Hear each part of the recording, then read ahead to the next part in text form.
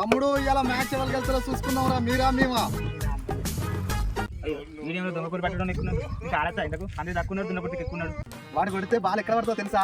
Boundary అవతల పడుతుంది. గుడిసేలా పడుతుందిరా. అబ్బా అంత పెద్ద ఆడగాడు మీ వాడు. నేను బాలింగ్ ఎత్తా, నా బాల రెండు సిగ్గుకుంటాను తాడు. వేయడానికి వచ్చా గ్యారేజ్కి పోతే వీళ్ళ పరిస్థితుల్లో.